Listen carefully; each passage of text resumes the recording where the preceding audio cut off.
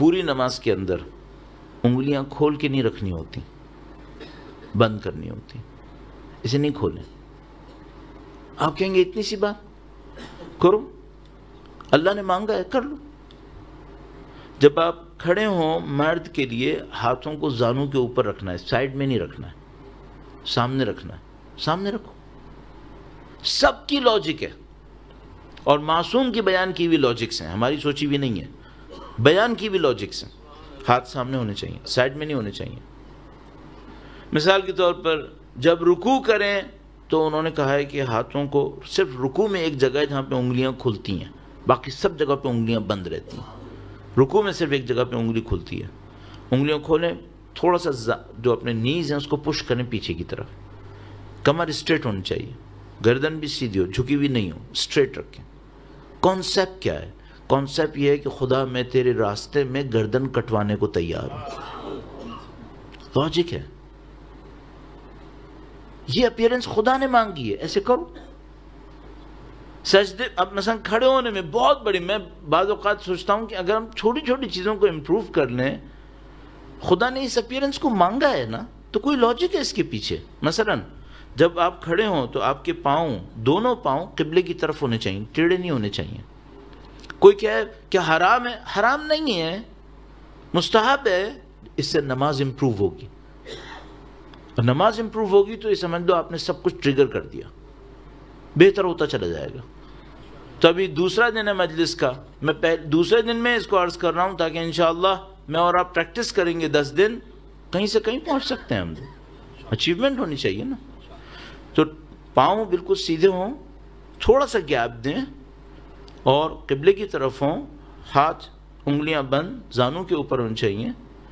جب آپ قیام کریں، سورہ اور رکوع پڑھ رہے ہیں، مثلا ہم پڑھ رہے ہیں، تو کیا سوچیں؟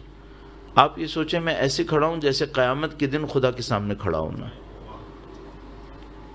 قیام کا مطلب یہی ہے، قیام کھڑا ہونا، قیامہ بھی اسی سے ہی ہے۔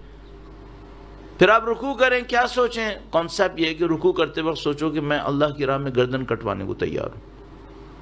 سجدہ کریں، سجدہ کرنے جائیں، ہاتھوں کو یوں سیدھا رکھیں قبلے کی طرف، انگلیاں بند، ہاتھ قبلے کی طرف۔ اور کانسیپٹ کیا ہے؟ کانسیپٹ یہ ہے کہ خدایا میں تیرے سامنے ذلیل اور حقیر ہوں، میں ایکسیپٹ کر رہا ہوں، میں تیرے سامنے سرنڈر ہوں، ایکسیپٹ کر رہا ہوں۔ اس فزیکل سرنڈر کے بدلے میں خدا سے مانگے خدایا مجھے اسپریچولی بھی سرنڈر کروا دے، میں تیرے لیے سوچنا شروع کروں۔ بیٹھیں گے دوسرے سجدے سے پہلے، پھر دوبارہ سجدے میں جائیں گے۔ روایت نے بہت خوبصورت بیان کیا، میں جب بتاتا ہوں میں لطف لیتا ہوں اس کا، اور کئی دفعہ بتا چکا ہوں، اور آپ نے ظاہر 10 جگہ اور بھی سنا ہو شاید۔ دوسرے سجدے کو کہتے ہیں، یہ جو پہلا سجدہ ہے یہ ہماری کریشن کی طرح ہے، جیسے خدا نے ہمیں پیدا کیا۔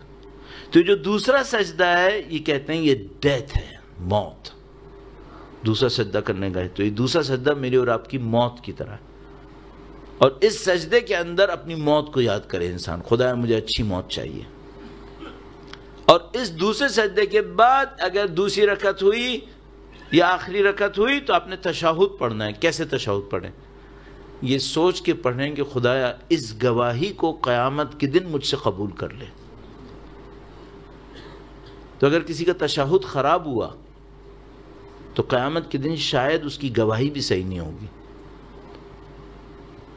یہ سب آگے تک جائے گا۔ اور مثال کے طور پر بہت خوبصورت ایک جملہ روایت کے اندر آیا، فرمایا یہ جو پہلا سجدہ ہے یہ کریشن ہے، یہ جو دوسرا سجدہ ہے یہ ڈیتھ ہے، یہ جو ان بٹوین دو سجدہ آپ بیٹھے یہ کیا ہے؟ کہا یہ دنیا کی زندگی ہے، اس کے لیے کہتے ہیں استغفر اللہ ربی واتوب الیہ۔ یہ دنیا کی زندگی اتنی چھوٹی سی ہے، دو سجدوں کے درمیان کتنا اسٹے کرے گا کوئی؟ کہا یہ استغفر اللہ ربی واتوب الیہ، کیونکہ خدا سے دوری کی جگہ ہے یہ۔ نماز امپروو کریں گے، بہت ساری چیزیں امپروو ہوتی چلی جائیں گی۔ درود بھیجے گا محمد و آل محمد پر۔